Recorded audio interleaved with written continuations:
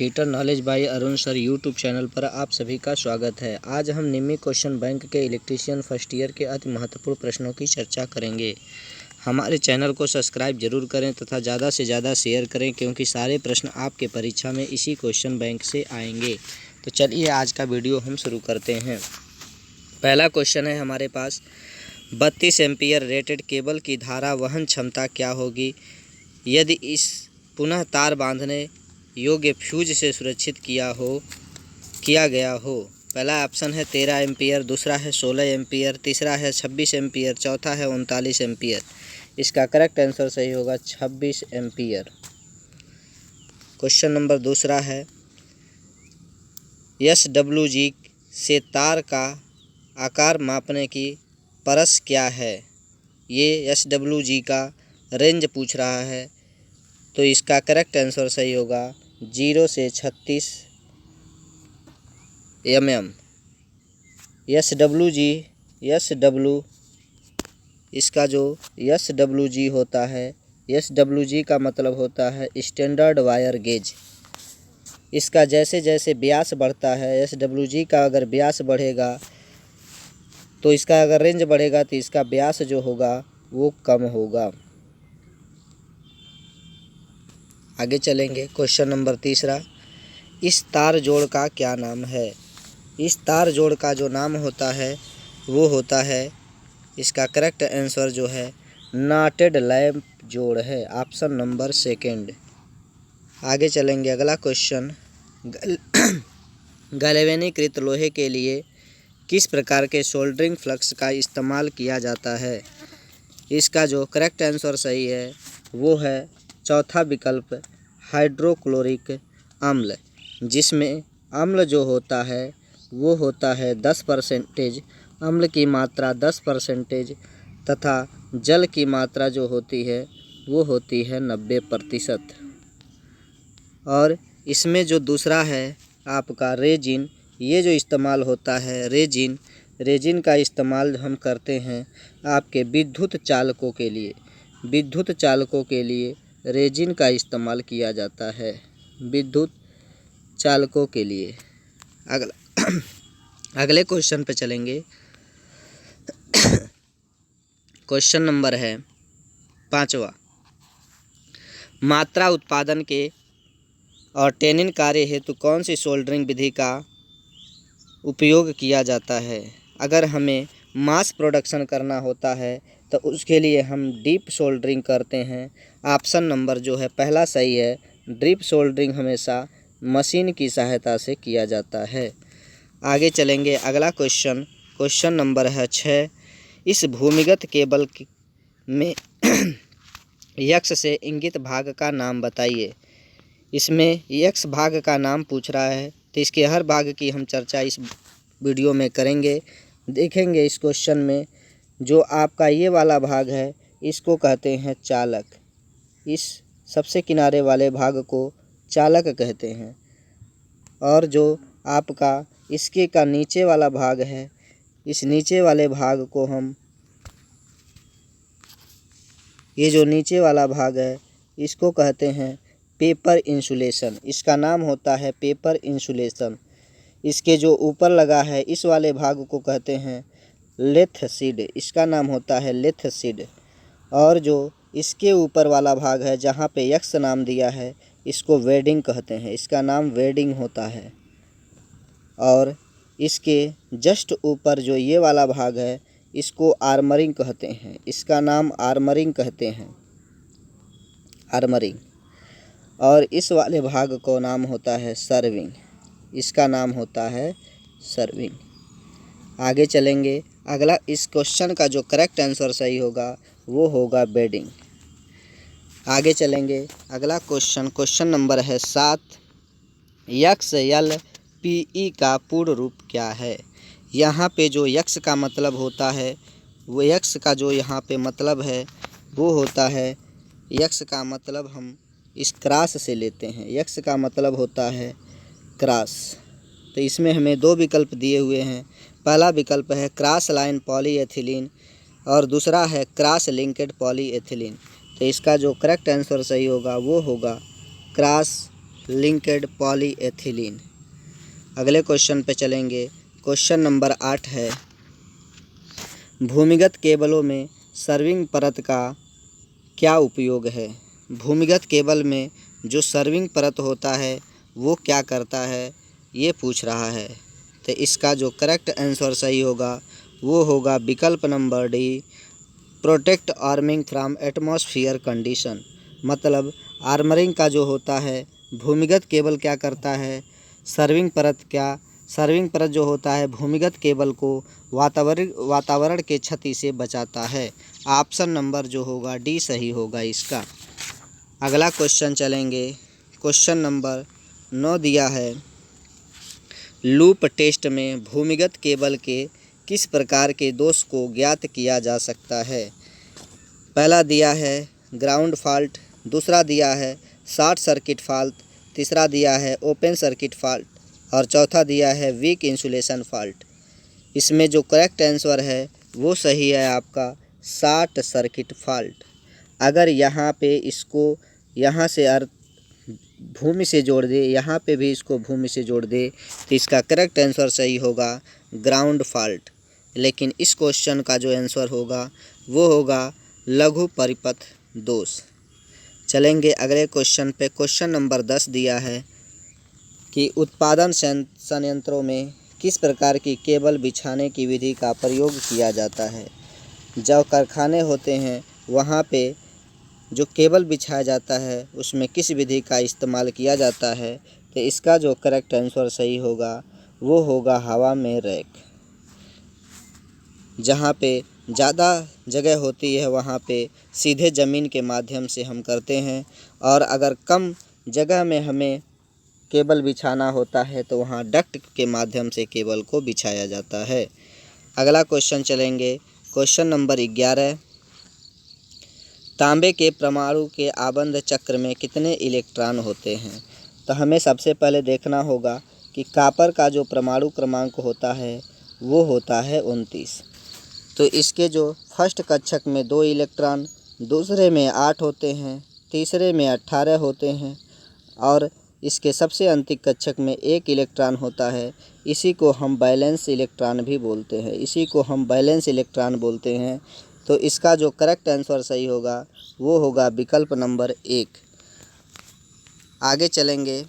Neon lamp में विद्युत धारा का प्रभाव क्या कहलाता है। ऑप्शन दिया है ऊष्मीय प्रभाव, चुंबकीय प्रभाव, रासायनिक प्रभाव और चौथा ऑप्शन है गैस आयनीकरण प्रभाव।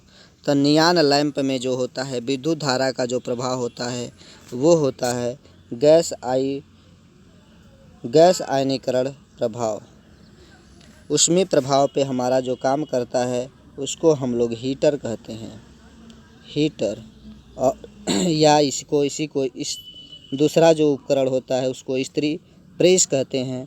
और जो चुंबकीय प्रभाव पे आधारित होता है वो हमारा क्या होता है, जनरेटर होता है, जनरेटर। और रासायनिक प्रभाव पे जो आधारित होता है वो होता है आपका बैटरी। चलेंगे अगला क्वेश्चन पे। क्वेश्चन नंबर है 13। क्वेश्चन नंबर 13 क्या कहता है कुचालक प्रतिरोध की इकाई क्या है। तो कुचालक जो काम करता है, कुचालक का जो इसका आंसर होगा, पहला दिया है ओम, दूसरा दिया है किलो ओम, तीसरा दिया है मिली ओम, चौथा दिया है मेगा ओम। इसका जो करेक्ट आंसर सही होगा मेगा ओम, क्योंकि प्रतिरोध जो होता है, प्रतिरोध ये क्या करता है, ये हमारे धारा को रोकता है। तो धारा को रोकता है तो कुचालक जो होगा उसका सबसे ज़्यादा प्रतिरोध होगा। ऑप्शन जाएगा मेगा ओम। चलेंगे अगले क्वेश्चन पे। क्वेश्चन नंबर 14 कह रहा है कौन सा विद्युत उपकरण अधिक धारा संरक्षण है। क्वेश्चन है कौन सा ऑप्शन दिया है कार्टिज फ्यूज, दूसरा दिया है पुनः तार बांधने योग्य फ्यूज, तीसरा दिया है मिनिएचर सर्किट ब्रेकर, चौथा दिया है हाई रप्चरिंग क्षमता फ्यूज। तो इसका जो करेक्ट आंसर सही होगा वो होगा पुनः तार बांधने योग्य फ्यूज। आगे चलेंगे। क्वेश्चन नंबर 15 पर दिया है सिरोपरी लाइन में चालक की लंबाई को बढ़ाने हेतु किस प्रकार के जोड़ का उपयोग किया जाता है? तो अगर हमें सिरोपड़ी लाइन में चालक की लंबाई को बढ़ाना होता है तो हम इस्तेमाल करते हैं वेस्टर्न यूनियन जोड़। ऑप्शन नंबर जो है डी सही है। इसका दूसरा नाम भी होता है पारेषण। मतलब एक जगह से दूसरे जगह में अगर हमें शक्ति को पारेषण करना है तो इसके लिए हम वेस्टर्न यूनियन जोड़ का इस्तेमाल करते हैं। चलेंगे क्वेश्चन नंबर 16 पर। लिखा है एल्युमिनियम चालकों को सोल्डर करने हेतु किस प्रकार के सोल्डरिंग फ्लक्स का प्रयोग किया जाता है? तो अगर हमें एल्युमिनियम चालक का सोल्डर करना है तो इसके लिए हम इस्तेमाल करते हैं कैरेलाइट। इसका करेक्ट आंसर सही होगा कैरेलाइट। और इस एल्युमिनियम चालकों के सोल्डर का जो व्यावसायिक नाम होता है, इसका व्यावसायिक नाम को भी याद रखेंगे। इसका नाम होता है वायर नंबर 7। वायर नंबर 7 या इसी को काइनाल भी बोलते हैं। इसी का दूसरा नाम काइनाल भी होता है। चलेंगे अगले क्वेश्चन पर। क्वेश्चन नंबर है 17। पिघले हुए सोल्डर को बार बार पिघलाने से क्या प्रभाव होता है? पिघले हुए सोल्डर को बार बार पिघलाने से क्या प्रभाव होता है? ऑप्शन दिया है टिन का भाग कम हो जाता है, शीशे का भाग कम हो जाता है, स्लग को बनने से रोक देता है, जोड़ों पर असमान बहाव होता है। तो इसका जो करेक्ट आंसर सही होगा वो होगा टिन के भाग कम हो जाता है। ऑप्शन नंबर 1 शीशे का भाग जो होता है ये होता है, शीशा जो होता है वो कठोर के लिए इस्तेमाल होगा, तो ये तो पिघलेगा नहीं। तो पिघलने का जो काम जो पिघलता है उसको हम लोग टिन का भाग इसमें से कम हो जाता है। आगे चलेंगे क्वेश्चन नंबर 18 पर। लिखा है केबल के पीवीसी कुचालक का क्या होगा यदि अत्यधिक धारा लंबे समय तक बहती रहे? केबल के पीवीसी कुचालक का क्या होगा यदि अत्यधिक धारा लंबे समय तक बहती रहे? पहला दिया है वोल्टेज पात बढ़ेगा, वोल्टेज ड्रॉप घटेगा, कुचालक का प्रतिरोध बढ़ेगा, कुचालक का प्रतिरोध घटेगा। जब धारा लंबे समय तक बहती रहेगी तो क्या होगा कि कुचालक का प्रतिरोध घटेगा, मतलब कुचालक जो होगा वो कमज़ोर हो जाएगा। क्या हो जाएगा? कमज़ोर हो जाएगा। अगला क्वेश्चन चलेंगे क्वेश्चन नंबर 19 पर। केबल बिछाने की कौन सी विधि संकीर्ण छात्रों हेतु उपयुक्त है? पहला दिया है रैक इन एयर, दूसरा दिया है डक्ट पाइप, तीसरा दिया है भवनों के साथ, चौथा दिया है सीधे ज़मीन में। तो जो आपके इंडस्ट्री में प्रयोग होता है उसको तो हम लोग हवा में रैक कहते हैं, लेकिन केबल जो संकीर्ण क्षेत्र होगा इसका करेक्ट आंसर सही होगा option number B duct pipe. चलेंगे क्वेश्चन नंबर 20 पर। 20 नंबर क्वेश्चन कह रहा है इस भूमिगत केबल में यक्ष से इंगित भाग का नाम क्या है? अभी एक बार पिछले क्वेश्चन में हम चर्चा किए थे। इस वाले भाग को हम क्या कहते हैं? इसका जो नाम होता है, पहला सर्वरिंग दिया है, ये तो बाहरी वाला पार्ट होता है, इसको सर्वरिंग कहते हैं। और बेडिंग जो होता है ये बीच वाला पार्ट होता है, इस वाले भाग को हम बेडिंग कहते हैं। आगे चलेंगे तो ये जो क्वेश्चन हमसे पूछा है यक्ष वाले भाग को, इसका नाम होता है लेड शीथ। और ये जो जिसका बना होता है उसको हम कहते हैं धात्विक। ये धातु का बना होता है, धात्विक। चलेंगे अगले क्वेश्चन पर। क्वेश्चन नंबर है 21। भूमिगत केबल के किस प्रकार के दोष को ज्ञात किया जा सकता है? ये भी वही क्वेश्चन है पिछले वाला। पहला दिया है भू दोष है, ground fault, short circuit fault, open circuit fault, weak insulation fault. तो इसका जो करेक्ट आंसर सही होगा वो होगा short circuit fault, option number B. चलेंगे क्वेश्चन नंबर 22 पर। क्वेश्चन नंबर जो 22 है वो कह रहा है कि भूमिगत केबल में कौन सा भाग धात्विक कवच को क्षरण से बचाता है? तो जो धात्विक कवच को क्षरण से बचाता है उसका नाम होता है बेडिंग। ऑप्शन नंबर बी इसका सही है।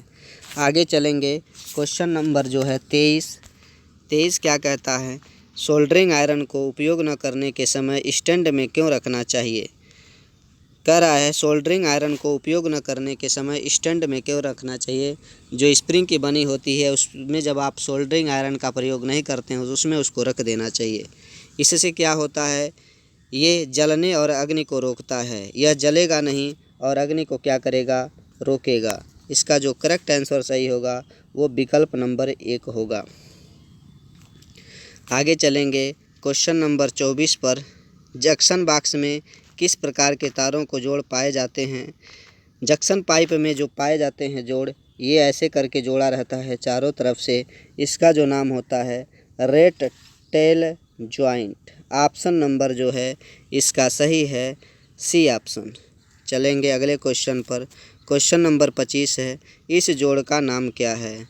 तो इस जोड़ का जो नाम होता है वो होता है मैरिड जोड़, और ये बहुत ही मजबूत जोड़ होता है, मजबूत जोड़।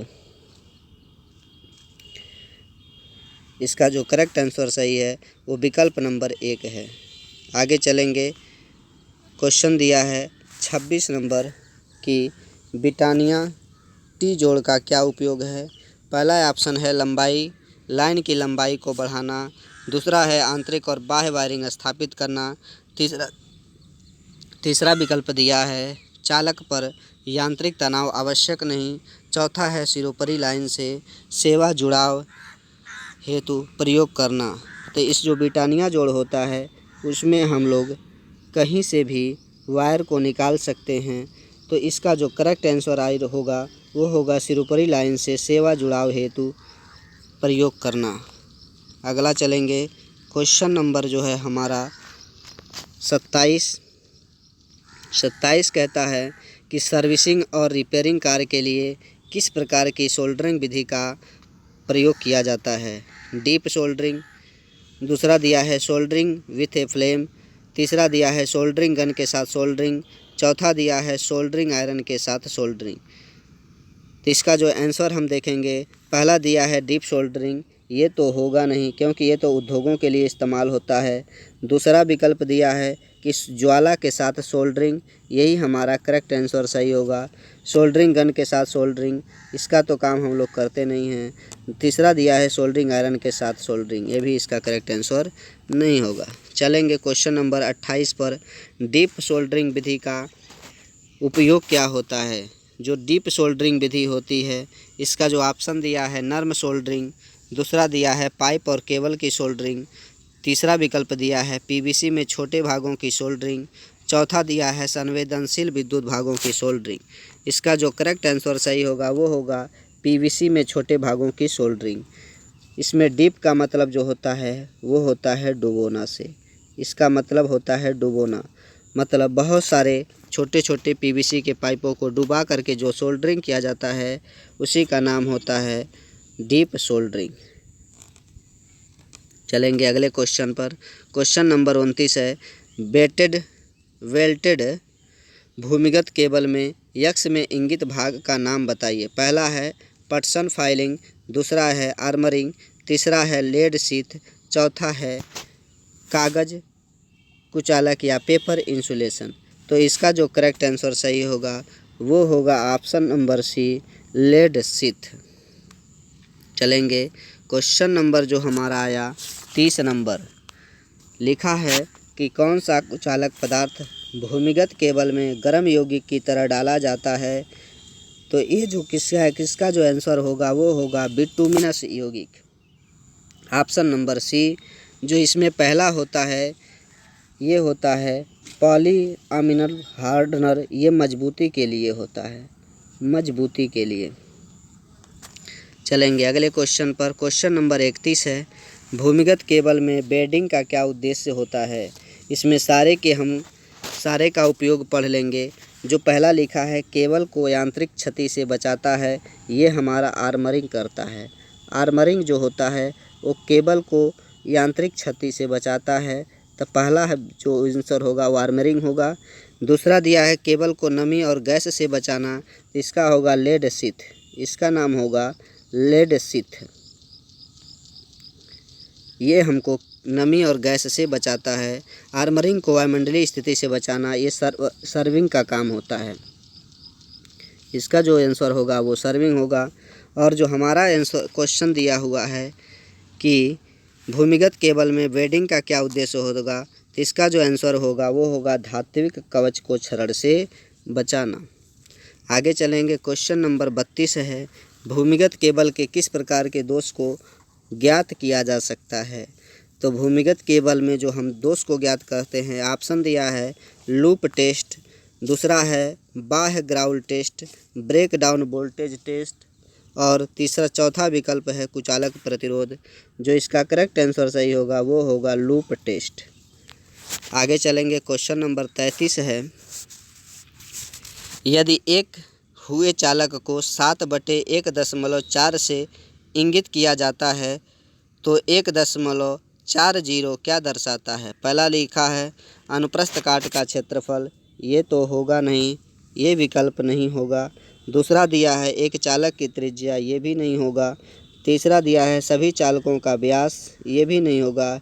आंसर इसका होगा प्रत्येक चालक का व्यास, डायमीटर ऑफ ईच कंडक्टर। आगे चलेंगे, क्वेश्चन नंबर हमारा आया 34, एल्युमिनियम चालक की चालकता क्या होगी। एल्युमिनियम चालक की चालकता आपको याद रखना है, इसका जो करेक्ट आंसर सही होगा वो होगा 35 महो पर मीटर, विकल्प नंबर सी। चलेंगे क्वेश्चन नंबर 35 पर, केबल की अतिरिक्त धारा सुरक्षा के लिए धारा रेटिंग कारक कितना होगा। इसका जो करेक्ट आंसर सही होगा वो होगा, इसको लगाएंगे 13 एम्पियर बटा में 16 एम्पियर, जब इसको हल करेंगे तो 0.8 आएगा, 0.81। तो इसका जो हमारा करेक्ट विकल्प सही होगा वो होगा ऑप्शन नंबर सी, 0.81।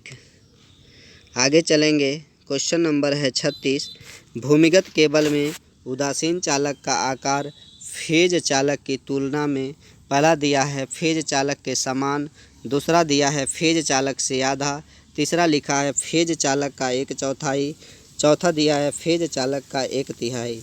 इसका जो करेक्ट आंसर सही होगा वो होगा फेज चालक से आधा। आगे चलेंगे, क्वेश्चन नंबर है 37, इस औजार का क्या नाम है। इस औजार का जो नाम होता है, ये जो इस्तेमाल किया जाता है वो मजबूती से पकड़ के लिए इस्तेमाल किया जाता है। मजबूती से पकड़ के लिए इस्तेमाल किया जाता है। तो इसका जो विकल्प दिया है, पहला लिखा है कटिंग प्लायर, ये विकल्प तो होगा नहीं। दूसरा लिखा है वायर स्टीपर, ये तो होगा नहीं, ये तो वायर को काटने के लिए इस्तेमाल किया जाता है। तीसरा विकल्प दिया है क्रिम्पिंग टूल, मतलब पकड़ने का काम। तो यही हमारा करेक्ट आंसर सही होगा, क्रिपिंग टूल।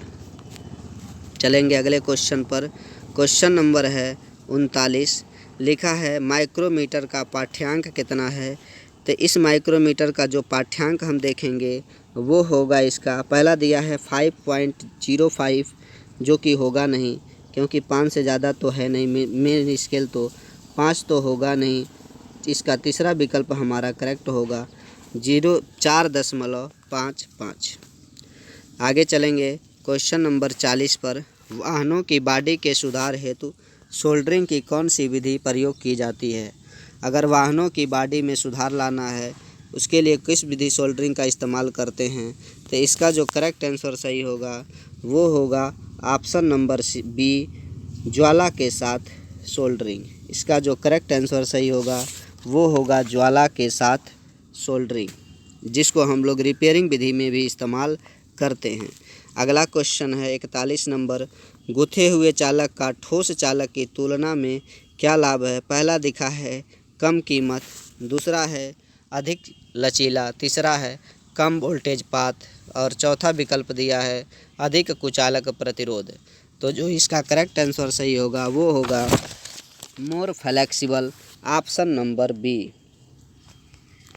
चलेंगे क्वेश्चन नंबर 42 पर, लिखा है 16 एम्पियर केबल की धारा क्षमता क्या है। यह अतिरिक्त धारा सुरक्षा द्वारा संरक्षित है। तो इसका जो करेक्ट आंसर सही होगा वो होगा आपका 13 एम्पियर, ऑप्शन नंबर जो है बी सही है। चलेंगे क्वेश्चन नंबर 43 पर, 43 लिखा है बिजली की मात्रा के लिए इकाई क्या है? पहला लिखा है महो, दूसरा है कूलाम, तीसरा है वोल्ट प्रति सेकंड, चौथा है एम्पियर प्रति सेकंड। तो इसका जो करेक्ट आंसर सही होगा वो होगा कूलाम, क्योंकि Q बराबर होता है I × T। आज जो Q होता है उसे हम कहते हैं धारा की मात्रा। यही हमारी धारा की मात्रा बताती है, धारा की मात्रा। चलेंगे अगले क्वेश्चन पर। क्वेश्चन नंबर है 44। सोल्डरिंग विधि का नाम क्या है? पहला लिखा है डीप सोल्डरिंग, दूसरा है सोल्डरिंग आयरन, तीसरा है सोल्डरिंग गन और चौथा है ज्वाला के साथ सोल्डरिंग। तो इस क्वेश्चन को देखेंगे, इस फिगर को, तो इसमें आपका सोल्डरिंग आयरन बना हुआ है, इसलिए इसका जो करेक्ट आंसर सही होगा वो होगा सोल्डरिंग आयरन। चलेंगे क्वेश्चन नंबर 45 पर कि विद्युत वाहक बल ज्ञात करने हेतु किस सूत्र का उपयोग किया जाता है? तो जो विद्युत वाहक बल होता है EMF, ये होता है विभवांतर प्लस में वोल्टेज पात। आंसर नंबर क्या सही होगा? बी। विभवांतर में वोल्टेज पात को अगर जोड़ देंगे तो हमको EMF पता चल जाएगा। चलेंगे क्वेश्चन नंबर 46 पर। केबल की पास की अतिरिक्त धारा सुरक्षा के लिए धारा रेटिंग कारक क्या होगा?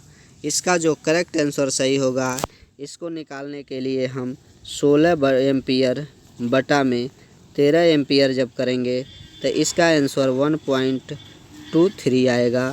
तो इसका विकल्प जो सही होगा वो होगा ऑप्शन नंबर सी। लेकिन अगर केबल की अधिकतम धारा सुरक्षा की रेटिंग पूछता है तो उसका आंसर 0.81 होता है, जिस क्वेश्चन की चर्चा हम पीछे कर चुके हैं। आगे चलेंगे। क्वेश्चन नंबर 47 है ठोस चालक की गुथे हुए चालक की तुलना में क्या हानि है? ऑप्शन दिया है कम कठोरता, ये तो आंसर होगा नहीं। दूसरा लिखा है कम गलनांक, ये तो होगा नहीं। तीसरा है कम यांत्रिक शक्ति, हो सकता है, लेकिन इसमें जो सही आंसर है वो है कम लचीलापन, लेस फ्लेक्सिबिलिटी। अगर लाभ पूछेगा तो फ्लेक्सिबिलिटी होगा, अगर हानि पूछेगा तो कम लचीलापन होगा। आगे चलेंगे 48 नंबर। सोल्डरिंग विधि का नाम क्या है?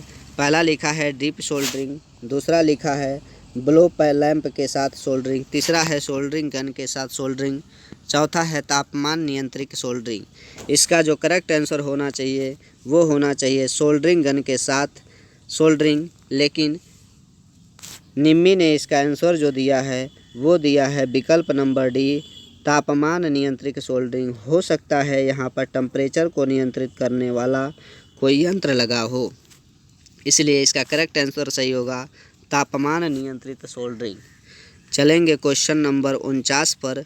सोल्डरिंग में ठंडे सोल्डर दोष का क्या कारण होता है? इसका जो विकल्प दिया है अत्यधिक ऊष्मन, ये तो आंसर होगा नहीं। दूसरा दिया है अपर्याप्त ऊष्मन, मतलब इनसफिशिएंट हीटिंग, यही इसका करेक्ट आंसर सही होगा, क्योंकि इनसफिशिएंट हीटिंग अगर करेंगे, कम अगर उसको गर्म करेंगे, पूर्ण रूप से गर्म नहीं रहेगा, तो वो जो होगा वो सोल्डर ठंडा हो जाएगा। चलेंगे क्वेश्चन नंबर लास्ट है, क्वेश्चन नंबर 50 है। क्या होता है यदि वोल्ट मीटर को अमीटर की तरह जोड़ा जाता है? क्या होगा यदि वोल्ट मीटर को अमीटर की तरह जोड़ा जाएगा? इसका जो ऑप्शन दिया है कम पाठ्यांक होगा, कोई विचलन नहीं होगा। तीसरा है मीटर जल जाएगा, पूरे में विचलन होगा। इसका जो करेक्ट आंसर सही है वो है कम पाठ्यांक देगा, क्योंकि अगर आदर्श मीटर दिया रहता, आदर्श वोल्ट मीटर अगर रहता, आदर्श वोल्ट मीटर अगर इसका दिया रहता कि आदर्श वोल्ट मीटर रहता को मीटर के अमीटर के साथ जोड़ा जाता तो इसका आंसर जाता नो डिफ्लेक्शन, लेकिन इसने तो वोल्ट मीटर लिखा है, इसके लिए इसका आंसर होगा कम पाठ्यांक। चलेंगे क्वेश्चन नंबर 51 पर। अधिक अतिरिक्त धारा सुरक्षा हेतु क्या उदाहरण है? अधिक अतिरिक्त धारा सुरक्षा हेतु क्या उदाहरण है? MCB लिखा है, MCCB लिखा है, HRC फ्यूज लिखा है, रिवायरेबल टाइप फ्यूज यूनिट लिखा है। तो इस क्वेश्चन की चर्चा पीछे कर चुके हैं। इसका होगा पुनः तार बांधने योग्य फ्यूज इकाई। क्वेश्चन नंबर है 52 जो कि लास्ट क्वेश्चन है, विस्तार लाइनों के लिए कौन सा कंडक्टर उपयोग किया जाता है? लिखा है insulated conductor, insulated solid conductor, bare conductors, 2 core cables. इसका जो करेक्ट आंसर सही होगा वो होगा आपका विकल्प नंबर सी, बेयर कंडक्टर्स। आगे के प्रश्नों की चर्चा अगले भाग में हम करेंगे। चैनल को सब्सक्राइब ज़रूर करें तथा ज़्यादा से ज़्यादा शेयर करें। धन्यवाद।